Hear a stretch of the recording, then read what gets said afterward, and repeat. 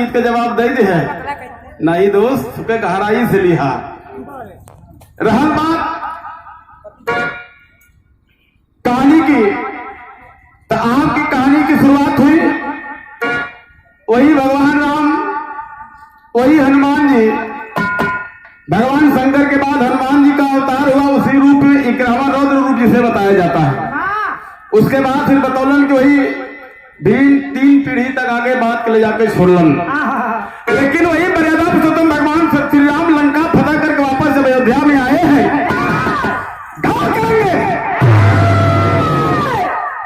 बड़ी ऊंची बात कवि जी ने चालन भूमिका में लिखा। क्या लिखा मुन्ना?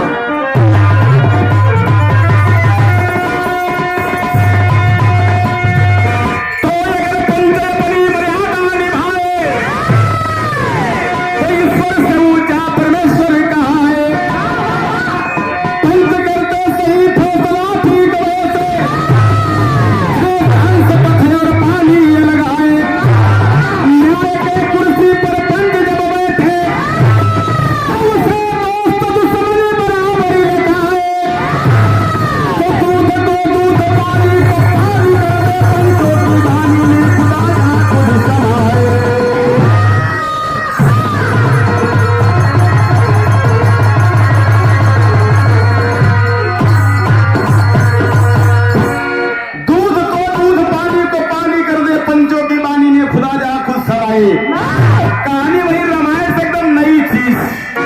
एक लाइन गजल के नमूना कौन गीत है बेटा?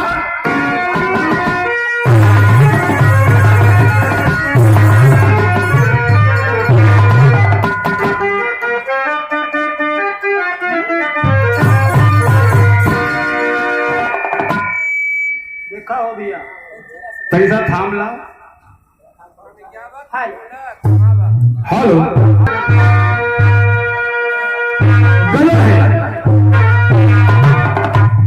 मेरा महबूब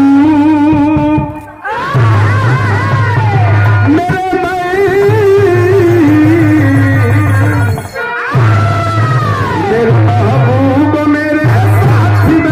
काम किया।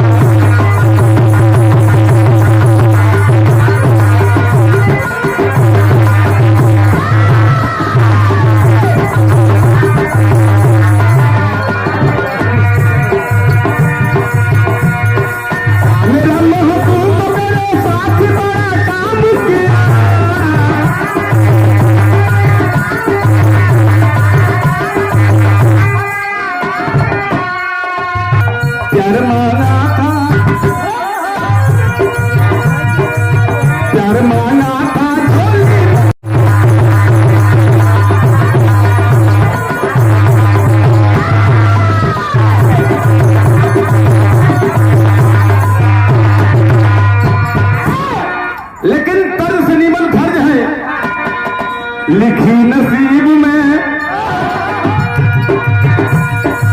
लिखी नसीब में तो बात वही होती है।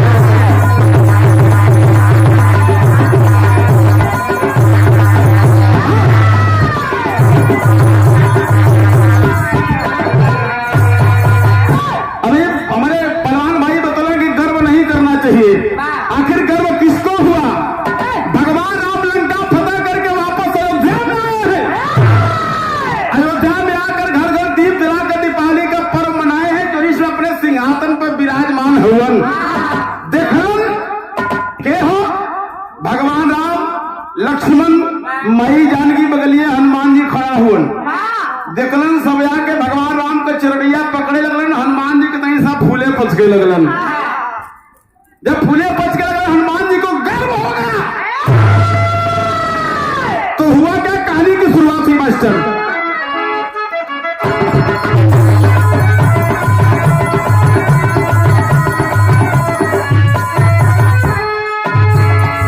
भैया ऑपरेटर साहब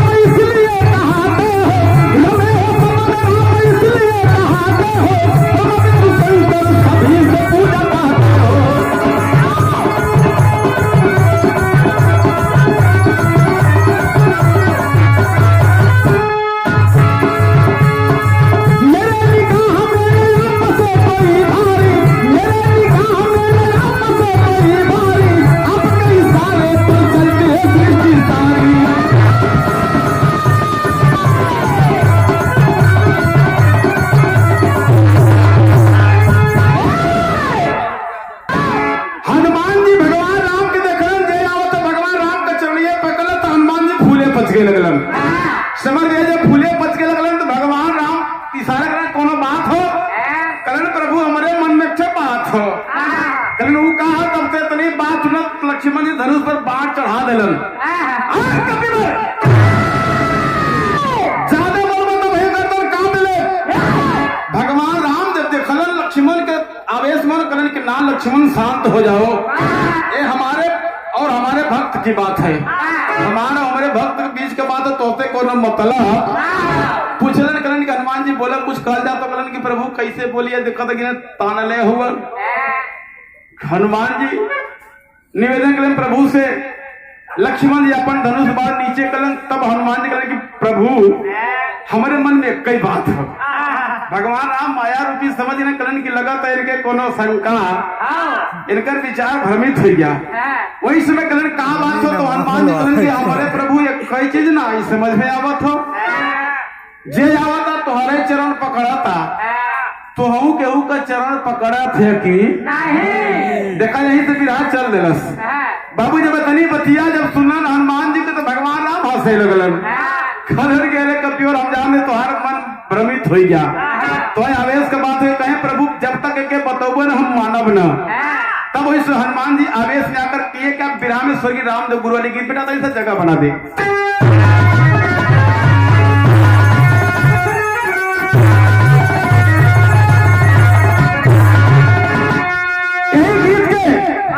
स्वर्गीय राम ने गुरु जी अपने जवानी कला में बड़ा मचल के गावे, ये हम तो से नहीं पूछे थे, गीतिया के गा के स्वर्गीय राम ने गुरु जी चल गए।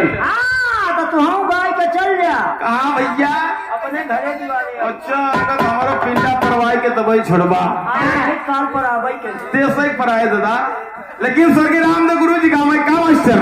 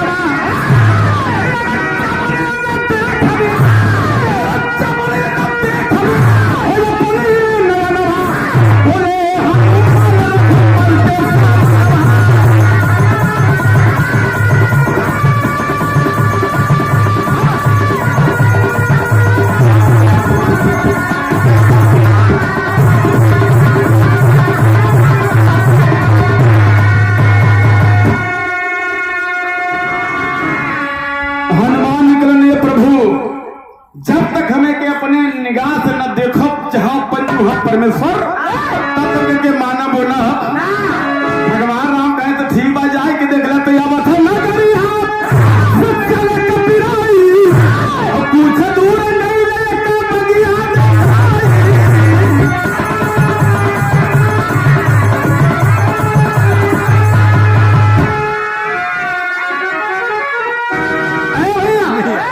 अयोध्या नगरी से हनुमान जी निकलन कुछ दूर गए देखे बगीचा दिखान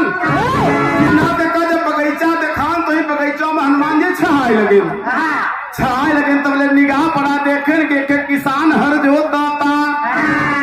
हर जोते जब हरवा घूमे तो घरवई ओरी, जब हरवा घूमे तो घरवई ओरी।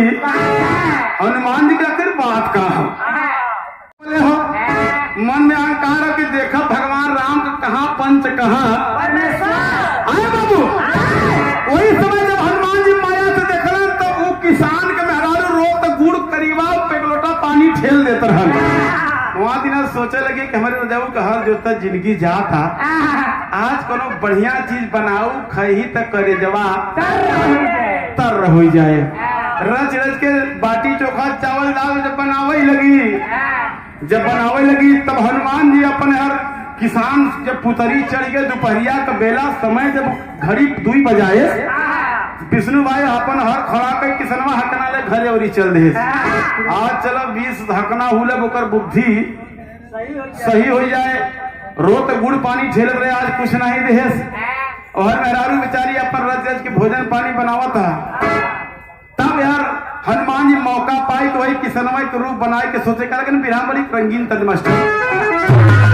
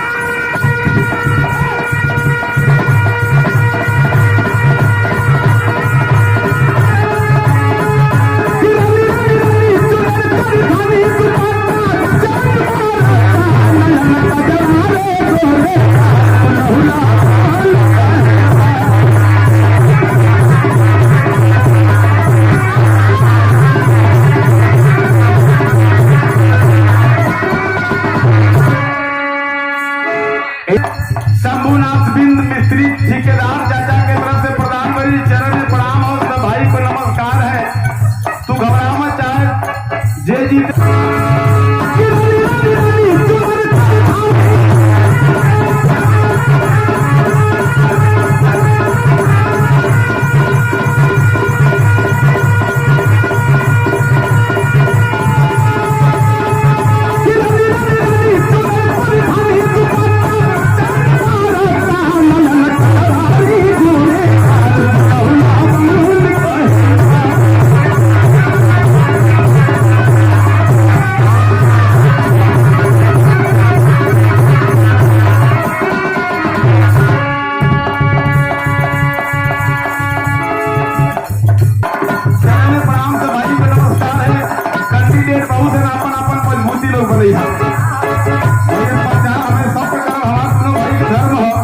लेकिन तैयारी आप लोग प्रचार प्रसार शुरू कर दे हाथ रखना हो सके आप लोग एकदम फोर्स करते रहे लेकिन वहां जब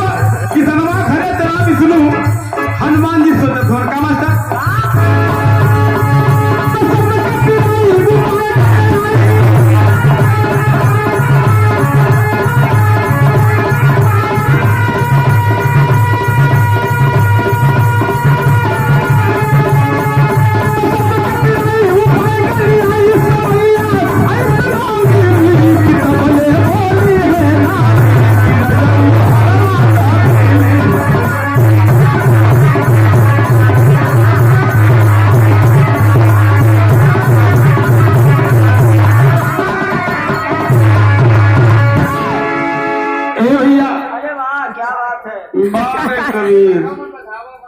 बजत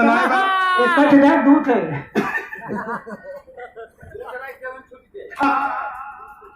ये हमारे सहयोगी भाई हुआ ये नहीं कि नसीब बढ़िया बम्बई में जब रहलन तो कई गाड़ी चलावलन अच्छा इनका मालिक खराब बहुत दंड बंड बोले यहाँ किसान जब घरे पहुंचा देखे ताला बंद मेरे रुआ कलर की बतावा रोत लोटा पानी और गुड़ ठेल दे आज बढ़िया चीज बने डांड पकड़ के जाओ छटक के गिर जाओ गांव का रास्ता पकड़ के चले से तोप के लेके पहुंची हनुमान जी जब किसानवा जा देखे तो कहे अब हम देखो भगवान राम को कहाँ पंच कहाँ परमेश्वर गच देना वही किसानवा एक रूप बनाए के नाम मर रहा करे लेकिन मेरे रुआ कहले कि सुना हे रजू हर जो तक तुम्हार जिंदगी जात हो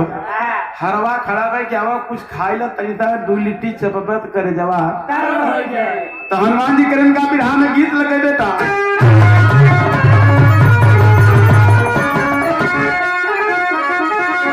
वही गीत है जो हमारे मिर्जापुर के बुद्धि चचा गाँव एक बड़े जवानी के आलम में बड़ा मचल के गाँव में हमारे भदोही से जब 25 किलोमीटर दक्षिण जईबा तो मिर्जापुर बुद्धि चर्चा का वही कहाँ का वही मास्टर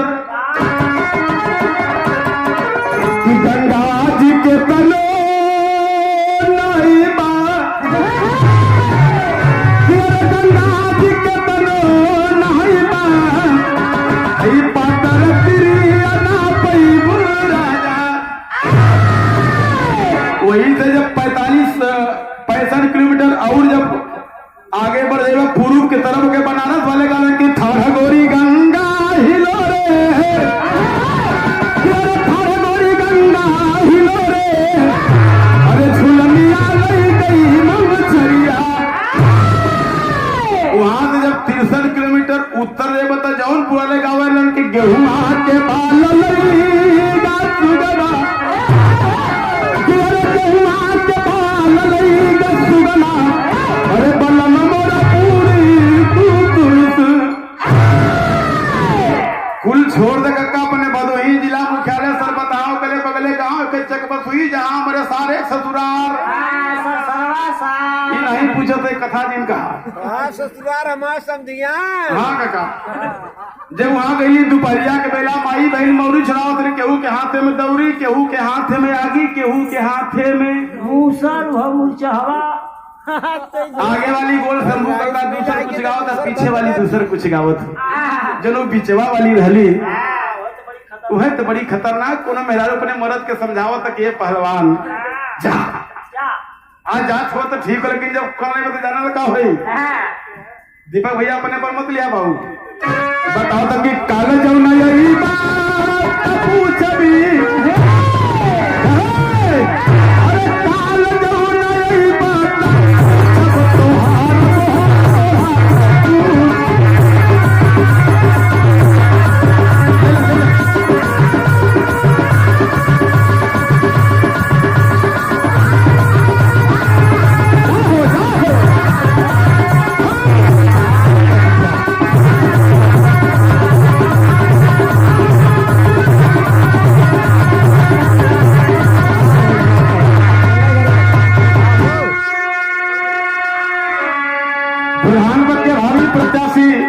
हमारे धर्म के चाचा श्री आप शंभुनाथ बिंद जी चकौलापत के ऐतिहासिक माटी से 100 रुपए का पावन आशीर्वाद आपके चरण में बहुत प्रणाम। सब भाई को नमस्कार। जितना भैया वो एक वोट आपन इनके दे दिया जीत जाई।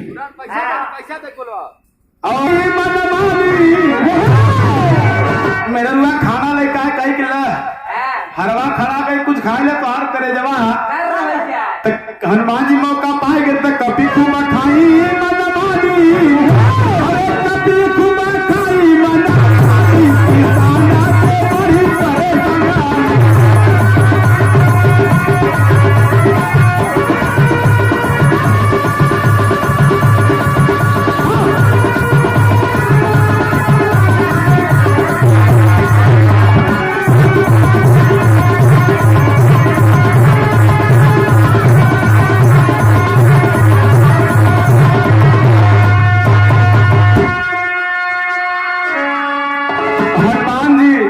किसान के रूप में बैठ के खाए लगन किसनवा घरे गा देखे ताला बंद सजत क्यों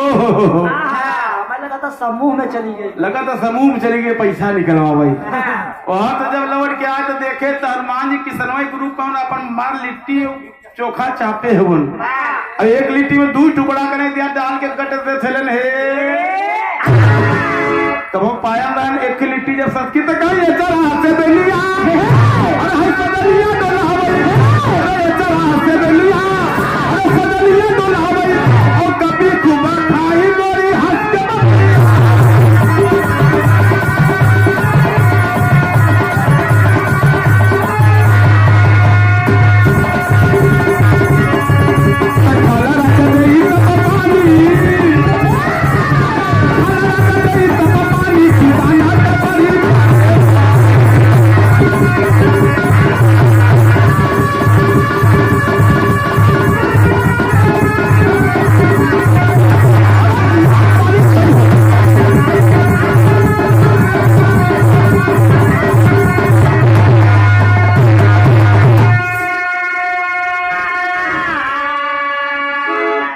कभी जी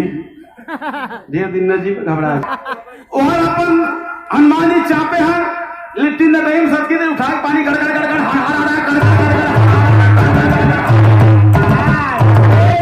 ढकेल दे। जब लिट्टी नीचे गए कुछ उनके लाल किया दिखा था तब किसनवा खड़ा बा, किसनवा खड़ा है किसनवा खड़ा बा उलर के देखे तू कैसे हनुमान जी चापत है मेहरुआ देखे तो नरेंद्र बप्पा रे ई के हो लगा तो भूत देखा तो किसनवा अपन कहते कि हम भूत ना है भूत सरवा हनुमान जी तो अपन मस्त होने के राजा हम तो चपते हम देखा भगवान राम का कहाँ पंच कहाँ परमेश्वर दीन मोहन का बीत गया संजाबा पहुंच गए दुआरी पर बरधा बांध चन्नी पर काटा कोई डाल के वो कर ले कि मेहरारू जब घरे में घुसे लगे तो किसनवा सोचा था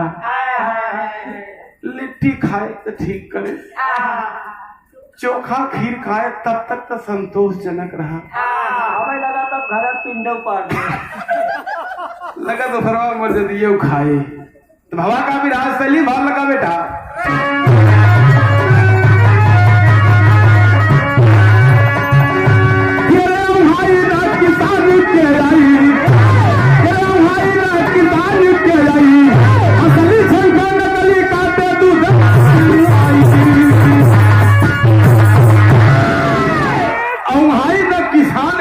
असली झंके नकली काटे दूध मलाई हम भाई किसान के आई असली बेचारा दुआरी पर शंभू कका बैठा बा नकली हनुमान जी अपन लेके भीतरान है मार हनुमान जी के पता है बजरंग बली अच्छा दुनिया में सबसे सरल देवता यही हबो के कोनो संकट गच देना काट देते जब हनुमान जी का नाम ले हनुमान जी का सरवाई तो वही जपता बा हमें से काम मतलब माया समझ को देखे भगवान राम का तो यहाँ हमारा दिमाग लगा भवा का मास्टर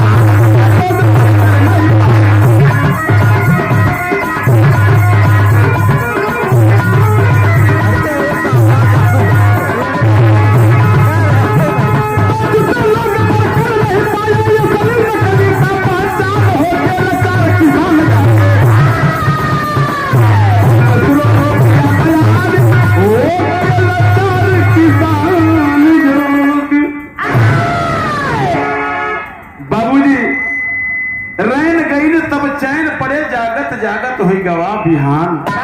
यहर किसान बना बाउर बहर मजा मारे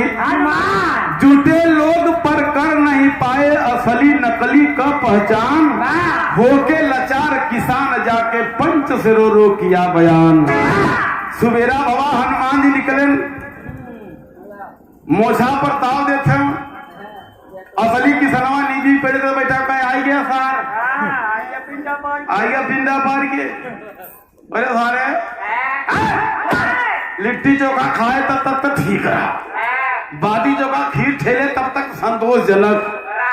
अब आधार कार्डो बनवाए ले हनुमान जी का तो का मतलब बे तो का मतलब है मेहरवा निकली बाहरे ए भैया भैया कका शंभू कका 5 मिनट हो मेहरवा निकली बाहरे गाना गावत की जाता दुई भी कहीं कल पहले फलनिया राम कलिया बड़ा मगन है करे बहनी कहा बताई हमारे जने कल जब हरवाज होता रहे ना के भूत आई गया असली किसान का तब तो के करे तो के भूत समझ में आवत है करे तो के भूत समझ में आवत है गयगवा तब से कल के देखा बहनी तू आपन हो तो से हरक बताओ ते केहू से चर्चा मत की हो अच्छा मेरा तो कैसन हो थी आय है बाबू बात फंस गई तब कहें कि देखा हमारे पास कनाए बा लेकिन एक उपाय हो कहे उका कहे के बैराग प्रधान ले ले एक के पीपर गांव के ले ले एक एक अलुआ के लैला, एक छौरे के लैला, एक महदवा के लैला। पांचों जने जुटी तो पंचायत, पांचों जब मुखिया जुट गए तो सबके बात नहीं समझ में आवत है कि कहो मेहरारू एक खे दुल्हा। हनुमान जी पर भर मोछा टाइट करे के राजा कुल हमारा ही हाँ घर गृहस्थी कुल खेती बाड़ी हमारा होता। असली की सनवा पछताता की सरवाई कुल झूठ है झोंकता। वही तो हवा क्या काका असली किसान परेशान बा कि राम हो राम। तब पंच लोग कहेंगे छे बतावा तोहर मम्मी और कहाँ बताओ एक बात लगा रुको असली जो नकली वाला हनुमान जी गप दे कहीं फलाने जगह नट मुंबा ने पिजन साने वही के हाँ तो सही बात है। पुजन पैसा वैसा कुछ रखे था जो नसली किसान कहे को भी पंचायती में घुसो लगत का कहीं घूस सुनाई मरवा तोहार पंचायत बड़ी टेढ़ी हो। मेरे रुआ पूछना कि तहु बताइबे कहे रे भाई मोरा दुल्हा कहाई मेरे